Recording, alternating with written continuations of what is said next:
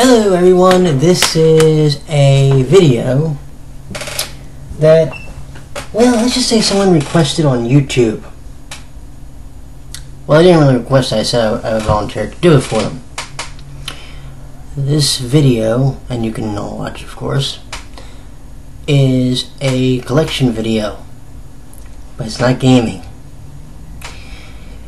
You see, there was a, the story goes like this. There was a video out this past Sunday from a user called Corn Shack Gaming. And in the video, he was talking about some stuff and showing us some of his pickups. Well, early in the video, like right about the 20-minute mark, he showed off one particular item. And I'm going to show you that in a second. Well, I'm going to show you one of the potential items in a minute. And when he showed it, I went, how big a fan is this guy? Well, the item he showed was one of the adventure dolls. Now the irony is, it wasn't this one, but in his earlier videos, you can clearly see that an adventure doll like this one, which was Mercury, happened to be displayed on his shelf. So, having seen that, I went, alright, we got another Mooney on our hands. And it's okay to admit it too, trust me.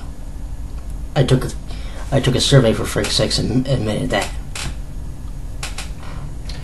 But now comes the big question. Just how big a fan am I? Well, where do you want to begin? Well, I'll tell you what. Let's start over here. This is the Super Famicom JRPG that came out back in 1990, we'll say 4 or 5.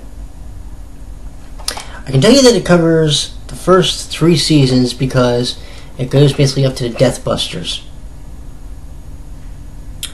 And you can fight them all, and you have to fight them all actually before you can actually get to the end of the game and face the end boss.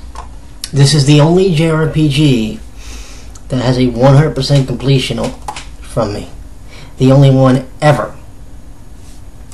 And that is something, by the way, I am proud of. Wholeheartedly. Say that for a minute. Next, let's say we go into the land of plushies. Okay?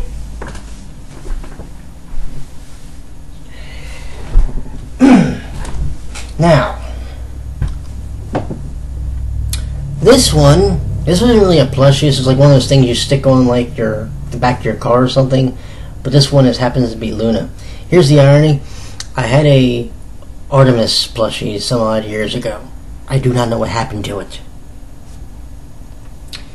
But this technically was... I thought this was a plushie. That's why I bought it at a con some few years ago. But if I ever find another Artemis plushie, I'll be happy as hell. If I can find the actual Luna... get an actual Luna one to go with it, then I'll be happy, and I don't know what I'll do with it. I'll keep this probably, but we'll see. Let's see. Let's do these 3 next. Okay. If you were to ask me some of my favorite characters in the Sailor Moon series, one of them actually happens to be in my hand right now. Gina Makoto, aka Lita, aka Sailor Jupiter, and is one of the 2 plushies that you would actually see in some of my older late night shift videos that I did on my old computer, from my old computer. And yeah, she would sit right in front of my computer screen, along with one of my favorite outers, and that is Shirokero, aka Michelle, aka Sailor Neptune. Which, let me go around and say this right now, one of the most talented characters in the series. And not in the same way this one was. She was talented for a different reason. We won't get into that either. Trust me, the dub screwed it up bad.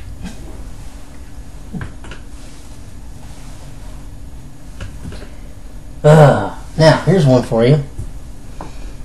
I'm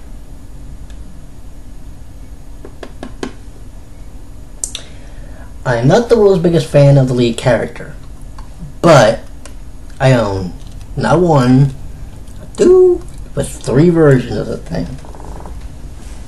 Don't believe me? I'll go like this. There's one. That's the regular. Hit down here.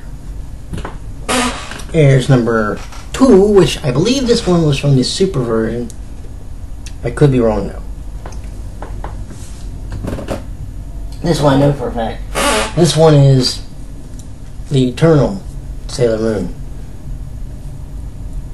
from season 5, which we'll get to DVDs in a second. Not pictured, but I do have them. There's clear over there, and I forgot to get them. I have 2 really big versions of 2 of the characters. One is a big giant Sailor Mercury doll, and that means big. Well, actually, the head's more big than the rest of the body. And the other one is Sailor Mars. Speaking of,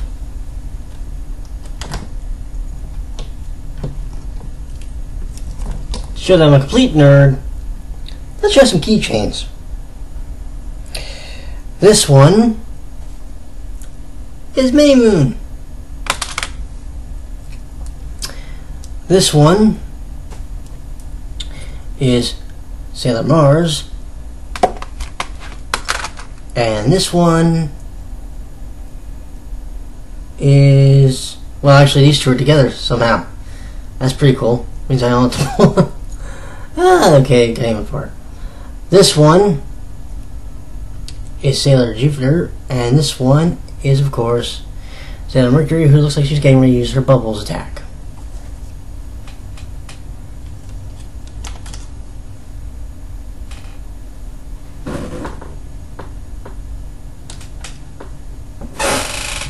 Huh.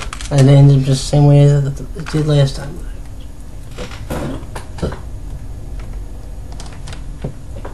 I don't want to worry about.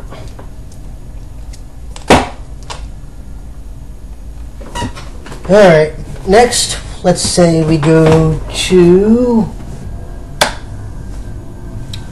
Well, let's do the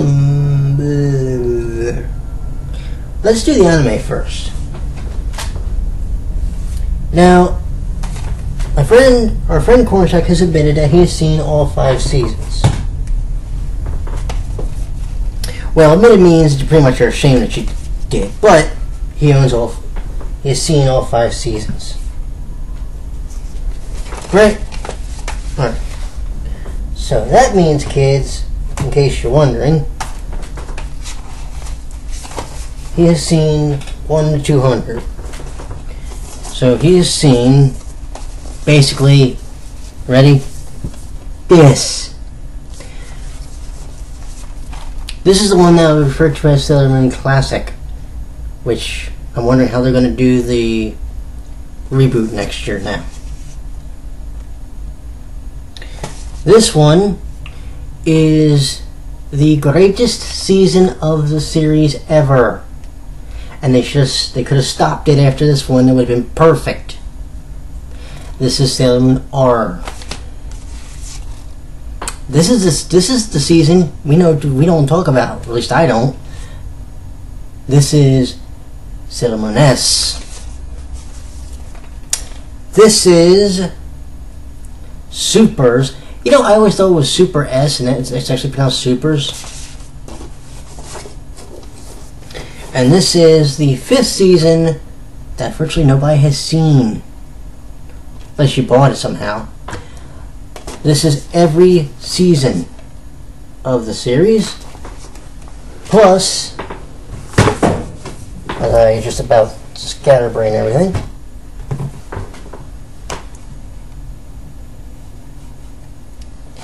this is the movies. But mine's really cool. I'll show you why. Check this out.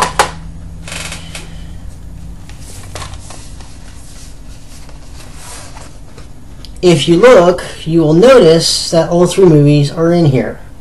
But you'll also notice that the discs are rearranged. Now, why is that? Well, there's a reason. If you see, usually when discs are labeled, they're labeled according to the movie that is actually on it. Well, in this case, the R movie is on the S disc. The Supers movie is on the R disc, and the S movie is on the disc labeled Supers. It was a misprint. The company that was selling the disc didn't realize that one of these actually had a botch. They offered to replace it for me, but I kept it because I like having unique stuff in my collection, and misprints are actually really cool, I think. We'll save that for a minute. The next item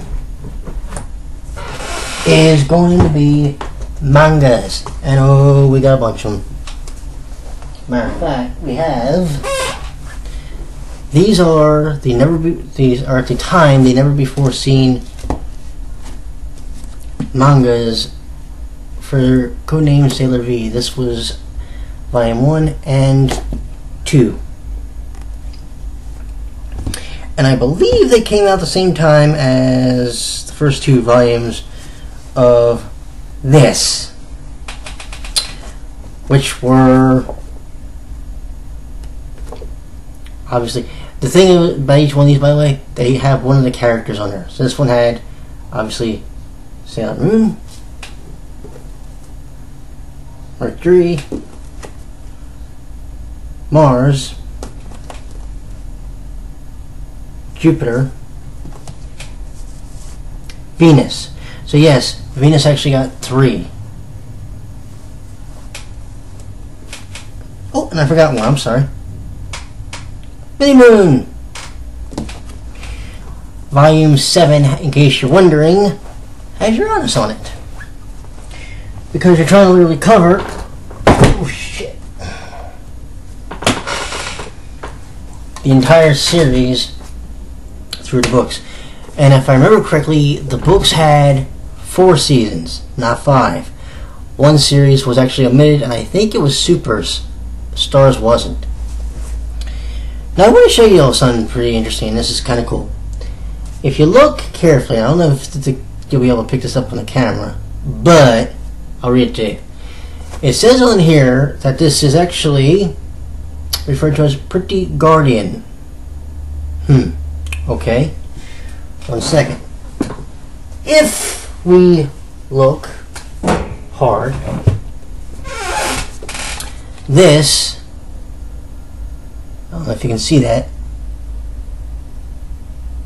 says Pretty Soldier. That makes things kind of interesting, don't it? Well, it's going to be real interesting in a second.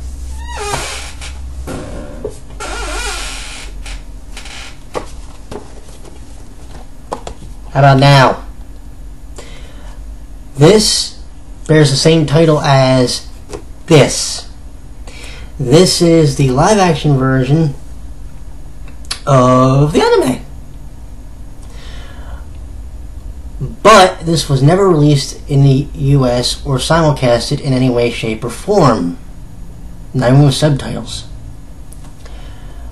Goes for 49 episodes, but there's actually also 2 specials. So if you really want to push it, 51. There's an episode called Episode 0, which is where we meet Sailor V for the first time, and the special act, which actually does something that the actual Sailor Moon series doesn't do. It wraps up the story. Because the special act deals with the wedding between Prince Endymion and Princess Serenity. And by the way, the opening theme song to the show, which is Kadari Sailor Dream, is one of the coolest ever. I wish they would do something like this for the reboot. They also say that the reboot's going to be darker and for a more mature audience. I don't know what the hell that means. But let's see. Oh! One more thing, because another item I have, I'm not going to try and pull out of anywhere because I know where it is, and God help me, I'm not trying to look for it right now. This is the soundtrack that goes to the Pretty Guardians series. And this actually does have the very first track actually translates to Good Old Sailor Dream. One of the tracks on here that's really cool though is Sweet Little Resistance, which is Sailor Luna's song. I was thinking, Sailor Luna, wait a minute. Yep, in the live action, Luna got the ability to turn into a human. And she became a Sailor Senshi. But essentially, she was the substitute for Chibusagi because they weren't going to do a second season. Here's where it gets really interesting.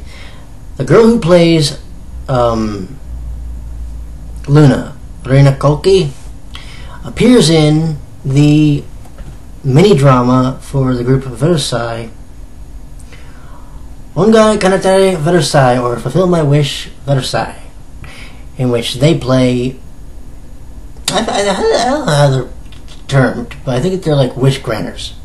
And she basically stumbled upon their place and asked them to do certain things, and they fulfill the wish that she asks for. So there's an interesting connection to. Oh, and you can, by the way, buy that mini drama off CD Japan for like $30. Well, plus shipping, and that's gonna run you a little bit. So it's still like $45, and it ain't bad because there's actually like a couple bonus episodes. Because there's like 10 episodes, but they're like 5 minutes long. And then there's a second run through, which is 2 extra episodes. Really neat. And it actually has multiple endings, because the standard edition has one ending and the limited edition has another one. The one you see on YouTube is the one from the limited. The one I have has a different ending from the standard edition.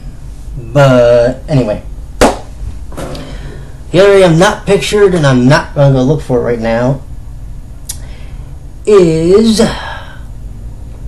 the Memorial Songbox, which is 6 discs, and on one of the discs it's what they call the prologue and the poem for each character before they do their actual character songs. Personal favorite, Miyonaka Hitori, Alone at Midnight, by Sakamoto Chika, aka Yatinku's